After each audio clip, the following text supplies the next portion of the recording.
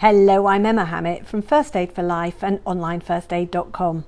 Today I'm going to talk to you about summer holiday safety, water safety, what to do if someone's drowning, avoiding spinal injuries when you're on holiday, and secondary drowning as well, and cold water shock. So it's a short introduction to everything about water safety in the summer and the summer holidays.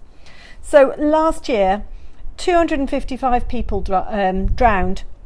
The majority of these were young men, some were middle-aged men, but the majority were young men, and it was predominantly people dying from in rivers, in lakes and in the sea, so open water rather than swimming pools. Some of them were swimming pools, but the majority were open water.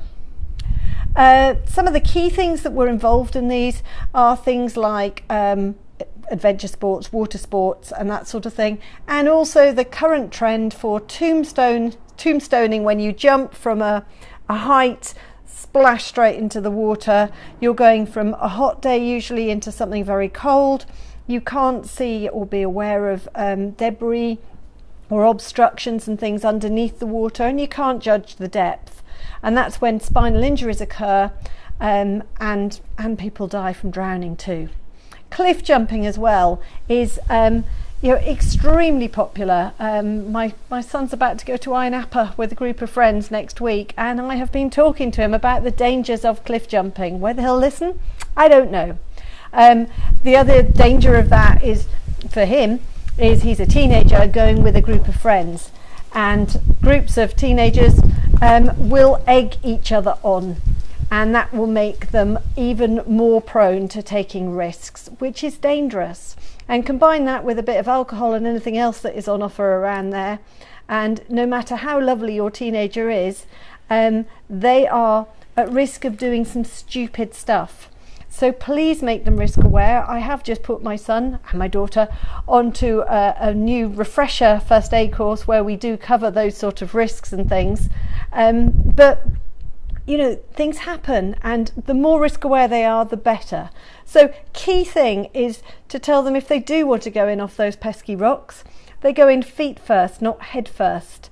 My nephew has a spinal injury from a trampolining accident, and when he was recovering in hospital, there were other people in there, and the majority were from going into head first into something that was too shallow, and they'd misjudged the depth, or they didn't know and judged the debris underneath, and that cause serious spinal injury and life-changing injuries.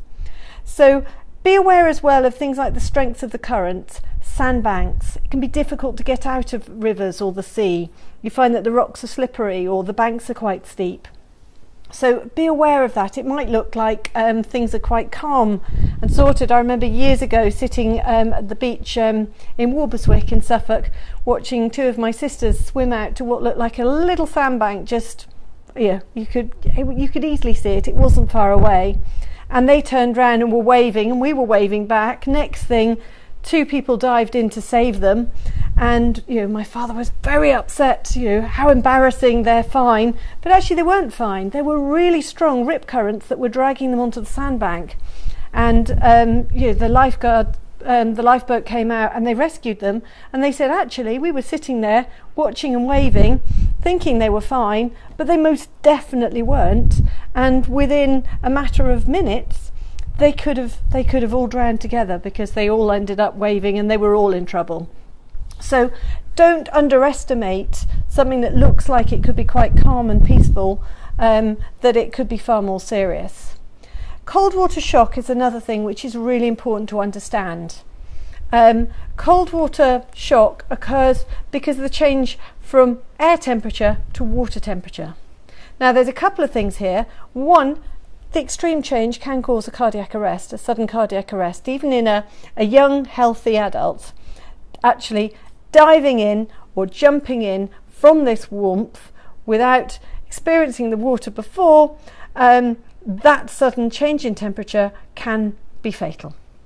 The other thing is that getting into that cold water or falling in accidentally or whatever can precipitate what's called cold water shock, which is when that shock of landing in it causes a sort of fight response to kick in, and that causes panic, and it means that your tendency is to flail around, which then knocks extra air out of the buoyancy that you might be getting from your clothing and makes you more prone to sinking, and it tires you and means that you actually can't think straight about what's happening. So the RNLI have been doing a large campaign all about encouraging people that if you have landed in cold water, rather than that initial panic, to breathe, to roll on your back and to float.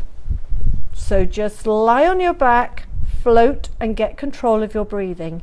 Even if you're in what would appear to be heavy boots and a big jacket, actually those will trap air and will allow you that little bit of buoyancy whilst you get your breath back and will avoid you panicking.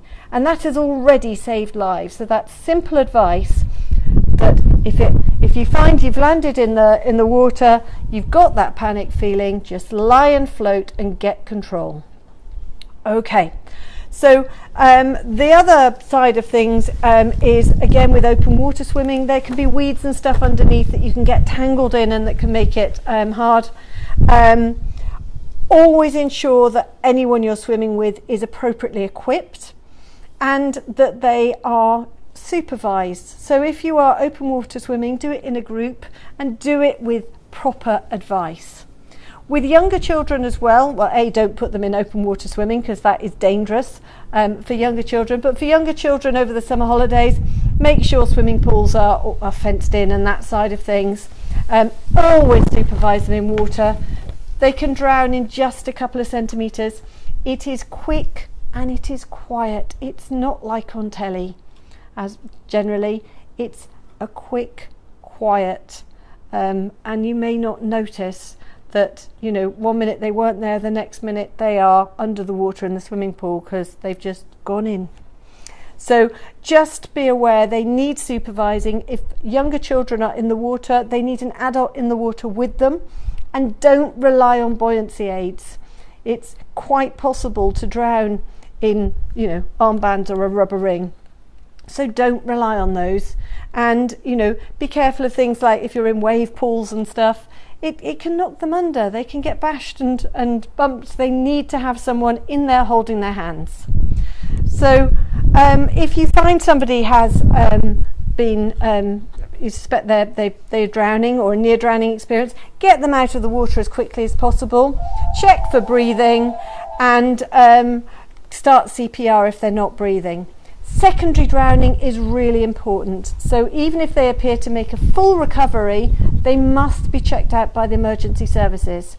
If you've had a near drowning experience, you can get an inflammatory response which causes your lungs to produce fluid, and that can be fatal even when you appear to have made a full recovery.